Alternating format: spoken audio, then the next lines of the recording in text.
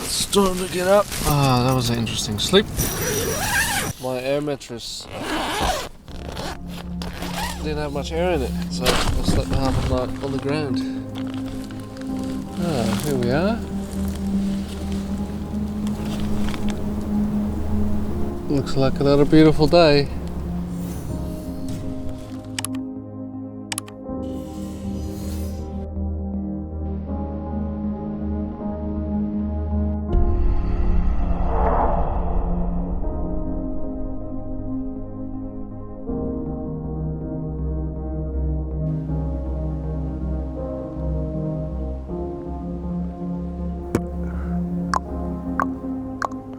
So the last time I went camping was last year, a year and a bit, at the end of November, just before the baby. That time I actually had a puncture in my airbed, so I fixed it. But since then I haven't actually been out camping anymore. So I probably should have checked the airbed and actually looked if it was leaking or not, which I didn't. So I paid the price tonight, even though I'd still slept quite well. Only a few months ago I decided to stop making videos because I just had too much on my mind. There was too much going on, work and family and just other things, was just, you know, it was too much as it was, and then to try on top of that make videos was pretty full on. And most of all, the baby wasn't sleeping yet during the night, so we would be up 2 to 3 times, and each time would be between an hour and 2 hours. So it was just, you know, it was too much to handle for me. But now the baby, since a few weeks, has started sleeping through the night. We actually get a little bit of rest, which is awesome. Oh look, there's a few swans out here.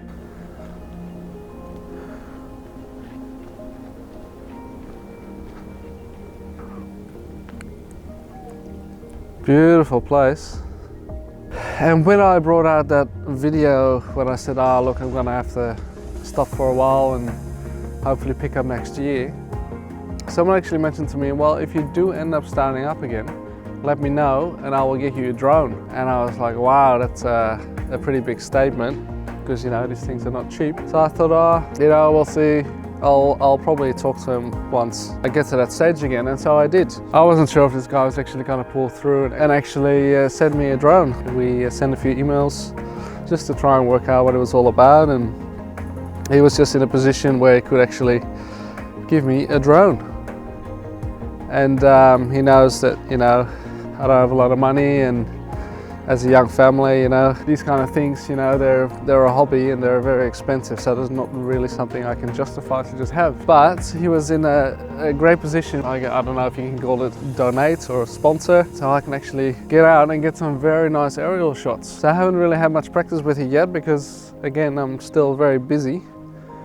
But I think this will give us a very good idea of what this place is all about. So let's get it up in the air, eh? Ah, and if in the comments, please give a thank you to Rockbiter HD.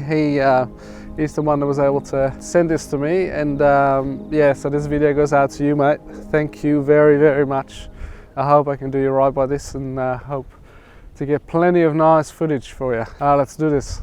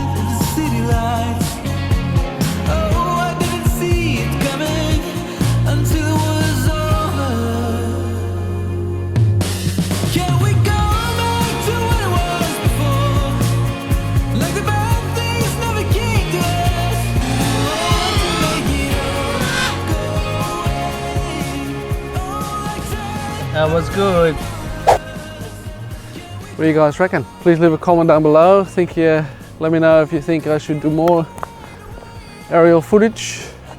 I think it's really good.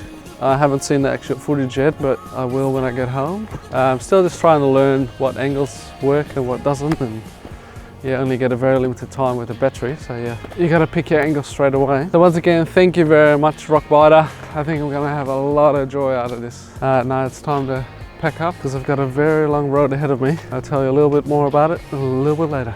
Gotcha. Check these out. I didn't see them last night. They're pretty cool.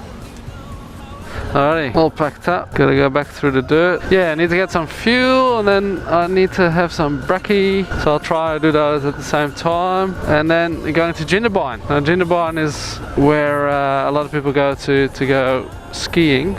In summer, I think people go hiking and things like that. But the roads there are beautiful because there's not that many people that actually live there. The roads are maintained quite well. So I'm really looking forward to that.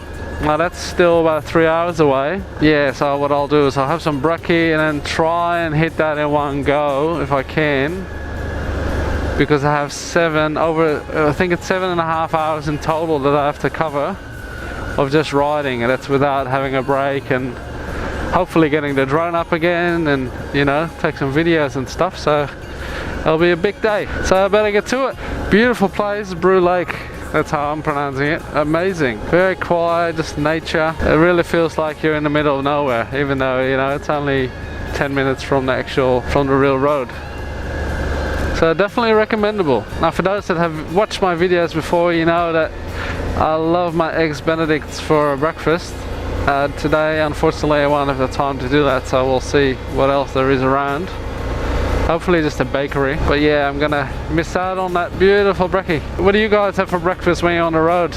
Do you just cook something up in the morning, or next time I'll have to check out that road there? No talking, just trying to concentrate because I'm still not confident. I wonder how much difference it would make if I had dirt tires, even though this is only a little bit of gravel, because I reckon it's mainly just my confidence. There we are, back on the tar. Alright, I'll try and make some case, so I'll check in a little bit later, eh? Woo!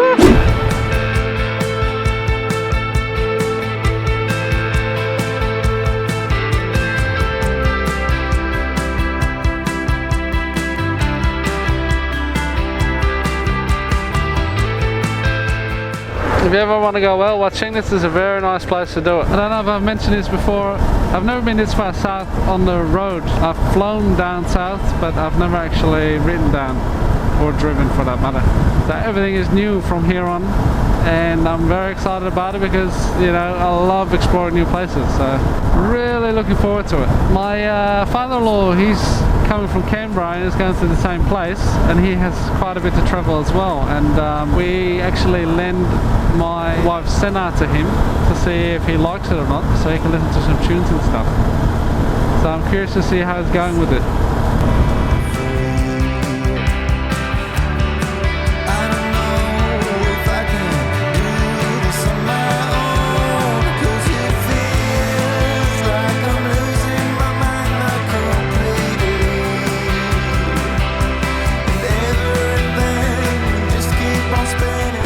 Alright, time for some fuel.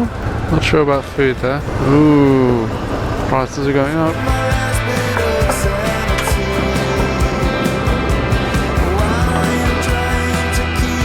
Yeah mate, good, how are you? That's good, just number one thing? No, it's all good. Thanks mate. No real food.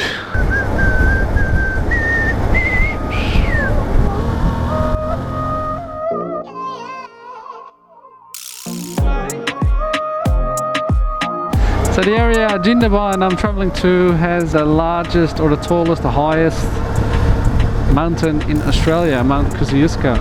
And so as I'm traveling along here, in the distance there's, you can see there's massive mountain range. I'm guessing that's where I'm going. Scenery is amazing. I'm loving the roads, pretty good condition. Lots of it's 100 k's, lots of nice bends, 100 k's an hour. Lots of these roads are 100 k's an hour, so, you know, you can get moving. Every now and then you might get stuck like this, just with a truck in front of you.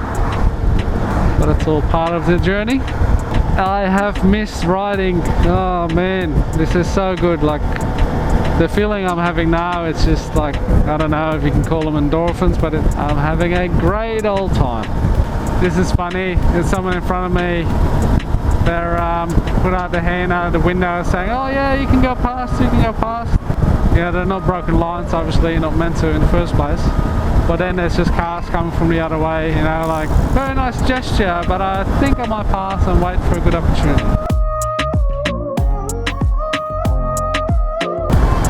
Looks like we're going up this mountain, there's no way around it. So we're gonna go up and through it. You know what that means? Twisties for days! Yoo-hoo!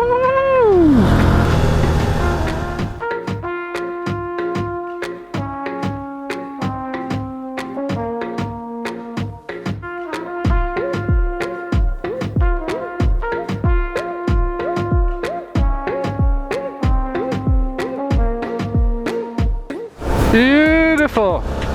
Road surface a little bit more bumpy up here, but still incredible. I've seen a few motorcyclists around, so it must be a popular spot. Not many V-Strommers yet though. Wonder where they're hanging out. Alright, time for some brekkie I think. I've got a bag of chips, so I think that might have to do for now. There's the look out there. Beautiful. The bloke's talking to himself. He must be on the phone. Alright, let's check out this place, eh?